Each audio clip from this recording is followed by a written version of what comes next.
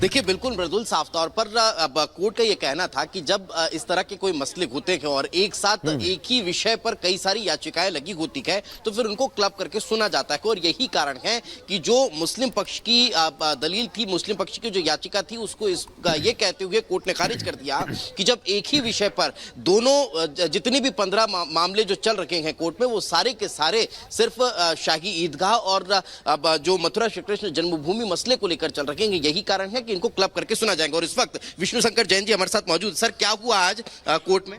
देखिए, आज मैं आपको बताना चाहता हूं, बहुत ही सिंपल सी बात है कि अगर सिटीजनशिप अमेंडमेंट एक्ट को लेके 100 याचिकाएं सुप्रीम कोर्ट में फाइल होती हैं तो 100 याचिकाएं क्या अलग अलग सुनी जाती हैं? एक ही साथ सुनी जाती हैं। उसी तरह से कंसोलिडेशन की प्रक्रिया है सीपीसी में ऑर्डर 4A में, और जो 15 मुकदमे कृष्ण जन्मभूमि से संबंधित थे, कोर्ट ने कहा था ये एक साथ चलेंगे, इसको कंसोलिडेट कर दिया। इस ऑर्डर को 11 जनवरी के ऑर्डर को शाहीदगाह मस्जिद ने सुप्रीम कोर्ट में चुनौती दी। ये भी बताना चाहता हूं, इसके खिलाफ उन्होंने ऑलरेडी वहां पर रिकॉल एप्लीकेशन डाल रखी है, वो पेंडिंग है। During the pendency of the recall application आपने फ्रेश SLP फाइल की, तो कोर्ट ने यही कहा कि आप रिकॉल एप्लीकेशन पर अपनी बहस करिए और उसके बाद जो भी आदेश होगा उससे कोई भी पार्टी एग्रीव्ड है वो कोर्ट आ सकती है। मुस्लिम पक्ष की इस जल्दबाजी को आखिर क्या कहा जाए, क्या समझा जाए? क्योंकि ऑलरेडी जब हाईकोर्ट में मसला चल रहा है, फिर सुप्रीम कोर्ट आने की आवश्यकता क्या थी, एक, और दूसरा ये कि अब इस फैसले के बाद क्या होगा? देखिए, ऑलरेडी वहां पे 7-11 की बहस चल रही है। कल ये मामला इलाहाबाद हाईकोर्ट में बहस के लिए लगा हुआ है, और जो लोग ये चाहते हैं कि ये जल्दी ना सुनवाई हो, जल्दी ना डिसाइड हो, वही चाहते हैं कि ये केस, सारे मुकदमे एक ही संबंधित हैं, पर वो ये चाहते हैं कि अलग अलग दिन लगे, सारे 15 मामले अलग अलग दिन लगे और कंफ्यूजन चलता रहे और केस कभी डिसाइड ना हो पाए। इसीलिए ये ऑर्डर 4A के तहत पावर एक्सरसाइज करते हुए कोर्ट ने सारे मामलों को क्लब किया था।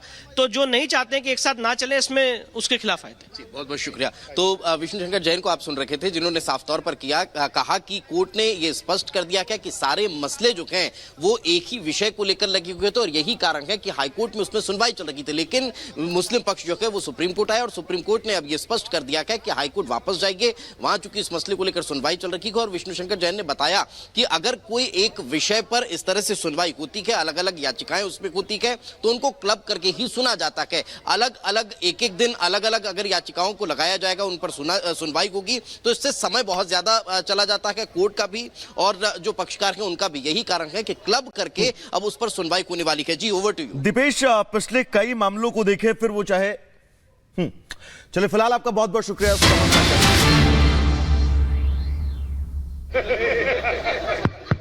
इस्तीफा तो मैं भेज चुका हूं। साथियों, कल NDA गठबंधन के द्वारा बिहार में 40 लोकसभा सीटों के लिए किस दल को कितना सीट मिलेगा, इसकी घोषणा हो गई। मैंने आज से 5-6 दिन पहले प्रेस वार्ता में मैंने कहा था कि हम तब तक इंतजार करेंगे जब तक NDA का विधिवत घोषणा नहीं होता है। कल विधिवत घोषणा हो गया। हम लोग 5 सांसद थे, हमारी पार्टी में 5 सांसद थे। मैंने बहुत ईमानदारी, बहुत लगन से, वफादारी से मैंने NDA की सेवा की। आज भी मैं माननीय प्रधानमंत्री जी का शुक्रगुजार हूं, और मैं आज भी, वो देश के नेता हैं, बड़े नेता हैं, लेकिन हमारी पार्टी के साथ और व्यक्तिगत रूप से हमारे साथ नाइंसाफी हुई। इसलिए मैं भारत सरकार के कैबिनेट मंत्री से मैं त्याग पत्र देता हूं। सर, क्या आरजेडी से कुछ बातचीत हुई सर आपकी? सर, आरजेडी के साथ क्या जितना बोलना था मैं बोल दिया। अब देखिए, भविष्य की राजनीति हम अपने पार्टी के जितने भी हमारे वरिष्ठ कार्यकर्तागण हैं, उनके साथ मैं बैठ के तय करूंगा।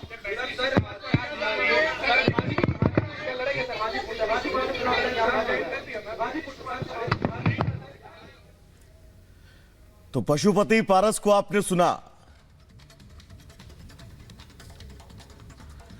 उन्होंने साफ तौर पर इस बात का जिक्र किया जिसकी जिक्र हम सुबह से मृदुल कर रहे थे, नाइंसाफी की बात कही और अब केंद्रीय कैबिनेट से अपने इस्तीफे का भी उन्होंने ऐलान कर दिया है। साथ ही आगे की रणनीति क्या कुछ होगी, क्योंकि लोकसभा चुनाव सर पर हैं, तारीखें नजदीक हैं।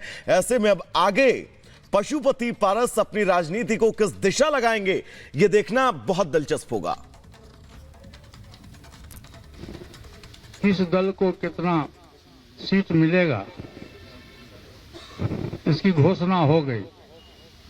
मैंने आज से 5-6 दिन पहले प्रेस वार्ता में मैंने कहा था कि हम तब तक इंतजार करेंगे जब तक एनडीए का विधिवत घोषणा नहीं होता। कल विधिवत घोषणा हो गया। हम लोग 5 सांसद थे, हमारी पार्टी में 5 सांसद थे। मैंने बहुत ईमानदारी, बहुत लगन से, वफादारी से मैंने एनडीए की सेवा की। आज भी मैं माननीय प्रधानमंत्री जी का शुक्रगुजार हूं और मैं आज भी वो देश के नेता हैं, बड़े नेता हैं, लेकिन हमारी पार्टी के साथ और व्यक्तिगत रूप से हमारे साथ नाइंसाफी हुई। इसलिए मैं भारत सरकार के कैबिनेट मंत्री से मैं त्याग पत्र देता हूं। और इसी खबर पर हमारे संवाददाता गणेश जुड़ गए हैं। गणेश, पशुपति पारस ने इस्तीफा दे दिया है, बगावती सुर अख्तियार कर लिए हैं, नाइंसाफी हुई इस तरह की बात कर रहे हैं। किस तरह की खबरें हैं, सियासी सरगर्मी किस तरह की है कि अब अगली राह पशुपति पारस की क्या होगी?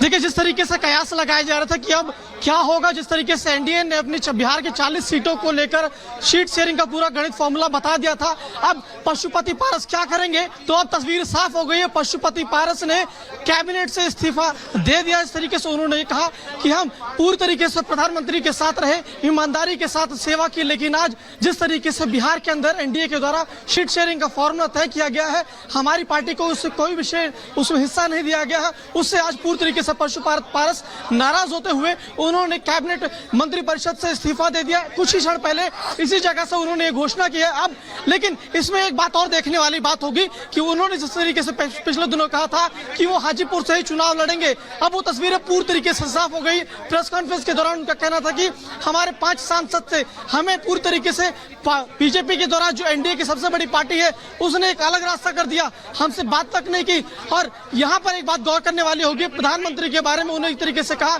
कि मैं उनके साथ था, वो देश के सबसे बड़े नेता है, ईमानदारी से मैंने उनके साथ सेवा की। लेकिन एक और बात यहाँ पर गौर करने वाली बात होगी, जो प्रेस कॉन्फ्रेंस को लेकर जो मैसेज आया था, उस मैसेज के अंदर कहा गया था पशुपति पारस ने इस्तीफा तो दे दिया है, लेकिन उनकी ताकत क्या दिखी आपको वहां पर? उनके साथ कौन कौन मौजूद था? कोई बड़ा नेता मौजूद था या फिर पार्टी में भी खतरा पैदा हो सकता है?